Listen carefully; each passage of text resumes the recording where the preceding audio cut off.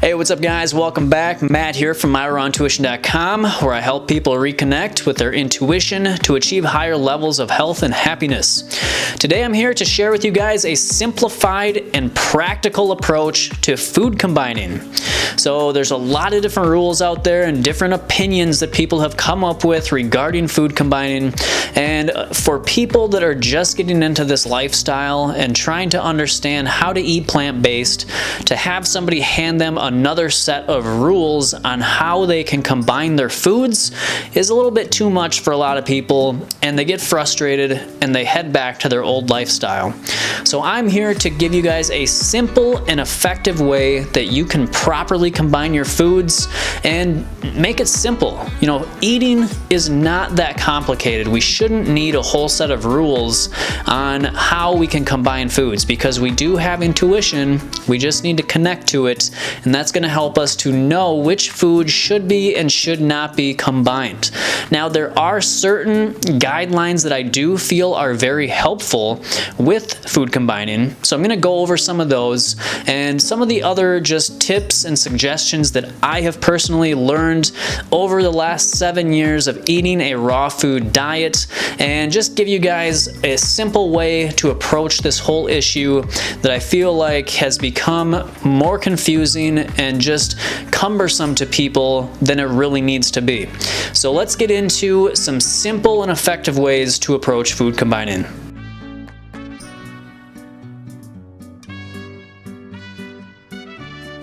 Alright, so before we get into the guidelines, let's go over this chart to kind of see how different foods can be broken down into separate categories. Alright, so our fruits and vegetables have been divided down into these 7 categories: greens, sweet fruits, subacid fruits, acid fruits, fats, veggies and non-sweet fruits are in their own category, and then we've got melons. So when you're looking at this chart, if one circle is overlapping with another circle, those categories should generally combine well together. Now, I want to make it clear that these are just general guidelines. This is not a black and white issue. Some categories may digest well with other categories, even if they're not touching on this chart, but this is just a general overview of what tends to digest well with each other. So now that you've kind of got an idea of the different categories that we can break these fruits and vegetables down into and what generally they're going to digest well with, the first major guideline that I think people should really take into consideration when they're looking at what foods they're combining together is the water content of the food. So the higher the water content of the food, typically the faster it is going to digest. So watermelon is going to have the fastest digestion rate, and it's going to have the fastest bowel transit time. That is the time it takes to eat it before you poop it out. So with that in mind, you would want to eat an apple before you ate a potato. And you would want to eat watermelon before you ate an avocado or a salad. You know, you can kind of think of it in terms of the high water content fruits and vegetables are like sports cars. They go really fast throughout the GI tract. And the low water content fruits and vegetables and the more dense foods are like a minivan. So not so fast. Now, when you put them into the GI tract, which is a 1-lane highway, you're going to want to have the fast sports car out in front of the minivan to avoid having a traffic jam where foods may ferment and you won't get the highest level of nutrition out of them. So it's best to have the high water content fruits and vegetables the first part of the day, and then the more dense fruits and vegetables with less water content in the second part of the day, and especially in separate meals. So that is what has worked best for me, is to think of it in terms of water content, and then I kind of decide the order of how I'm going to eat my foods. Now, the next thing to just keep in mind is that the more simple the meal, the less ingredients you have per meal, generally the easier it is going to be to digest. So if you're somebody that has digestive issues and you typically have kind of complex meals, you have a lot of different things that you're eating at one time, simplifying your meals, and that is where food combining can come in helpful for people that have digestive issues. When you simplify your meals down to just a smaller range of foods that you're eating at one time, that can make a big difference in just the ease of digestibility for the body. So keeping your meals fairly simple is a good practice to have, especially again for anybody out there that is having digestive problems. Now we can use this chart to help us to simplify our meals even further if we need to. We can look at the fruits, and if we stay within the category with our combinations, generally fruits within the same category will digest very well together.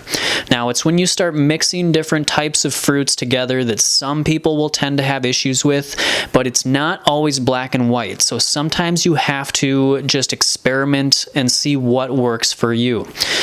So if you had oranges and pineapple, or oranges and grapefruit, those typically will digest pretty well together. Same with subacid fruits. Apples and cherries, apples and grapes, different berries together. Generally, those will combine well together, and you shouldn't have any digestive issues in terms of those combinations. When it comes to vegetables, they pretty much all combine together fairly well. Now, if you're eating cooked foods like starches and squash, I do recommend that people eat those with greens. Those usually tend to digest very well with greens and also with fats. So those can be added together in a salad, or just having a salad before your cooked meal seems to help people, and that's usually what works well for me too. So those are kind of just the ways that we can simplify our meals and give ourselves the best chance at having optimal digestion. But again, if you look at this in terms of black and white, it's easy to just get frustrated. So, just kind of work within these guidelines and try and form your own way of eating that works best and feels best digestibility-wise for you. Now, you'll also notice that liquids are in their own category off to the side, not overlapping with any other circles. This is because when you consume liquids with or immediately after your meal, you have the potential to dilute the digestive enzymes and interfere with the digestion of that meal, leading to gas and bloating and other indigestion issues. So I recommend that people consume liquids 30 to 60 minutes before the meal if they need to drink liquids. Now, having a little bit with the meal or a little bit after the meal probably isn't going to make a big difference, but it's when you're consuming large amounts of liquid with or after a meal that can lead to some digestive issues. So for best digestion, I do suggest consuming liquids about 30 to 60 minutes before the meal. The next guideline that I have personally found to be helpful in food combining is to not consume excessive amounts of fat in any given meal. So fat takes the longest of any of the macronutrients to break down.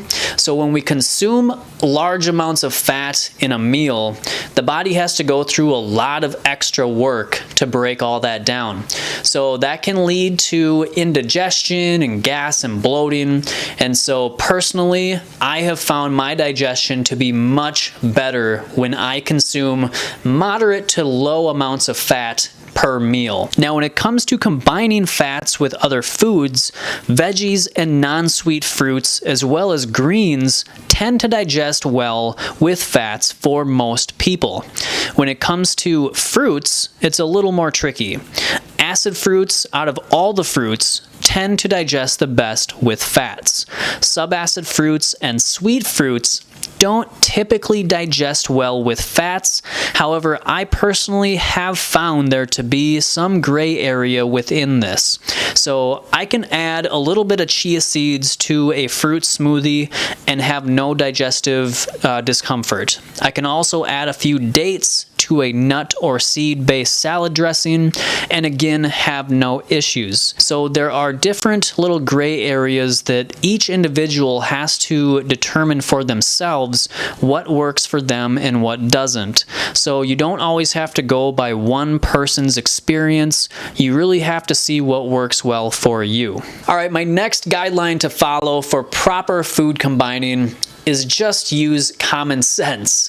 You know, it's good to have these guidelines to give us some structure and to help us make better decisions about the meals that we're putting together. But without getting too much into the details, it really just comes down to our common sense. If two things taste good together and don't make you feel like crap or give you indigestion or gas and bloating, it's probably an okay combination together. For example, according to the chart, sweet fruit and acid fruit technically should not digest well together. But personally, I can eat a banana and pineapple smoothie and have absolutely no digestive issues, and I feel fine after I eat that. Now, on the other hand, another combination of sweet and acid fruit, a banana and tomato, those do not taste good together, so I'm not going to eat those two things together. So it just comes down to common sense. If you eat two things together, they taste good, and you don't feel like crap, then it's probably fine. If you eat two things together and it either doesn't taste very good or it gives you some bad symptoms, then don't consume those things together again. So that is really just, we need to just tap back into our intuition, start to trust our bodies again. Once you have cleaned out your body, now I will say that I used to be able to eat pizza, beer, wings, French fries, all in the same meal, and I was already feeling kind of crappy, so it didn't really make me feel any less crappy. That was just kind of my normal. Now, if I were to eat those things, I would, I'd feel really crappy and probably wouldn't be able to move for a week. So it really also depends upon just your condition of your digestive tract and your body's overall health onto how sensitive it's going to be to poor food combining. So the healthier and cleaner you get, the higher the sensitivity of the alarm systems in your body are going to be. So when you combine something that isn't necessarily the best together in a clean body, you will probably notice it, and then you can know that that's not the best decision to make again. Work with where you're at right now. It's going to change over time.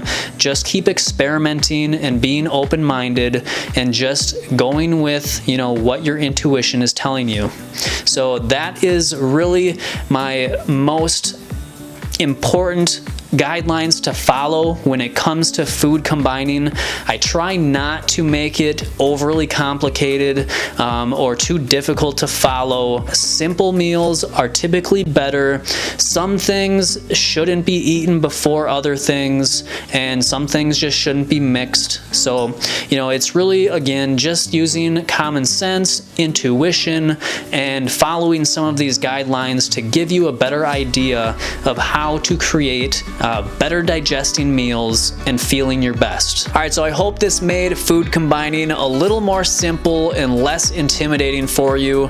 But if you do have any additional comments, questions, or need clarification, of course, leave it in the comments box below and I will get back to you. If you're new to my channel, be sure to check out all my previous videos. I've got several playlists for you to check out for more simple ways to include more raw foods into your diet. And you can also find out more at myrawintuition.com, and you can also feel free to support me on Patreon. The link is in the description box below. And until next time, guys, have a great day and always follow your raw intuition.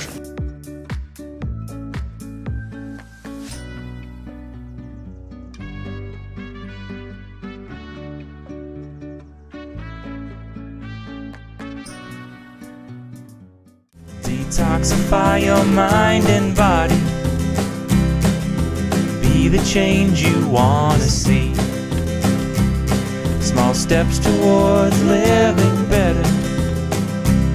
Small steps to where I want to be.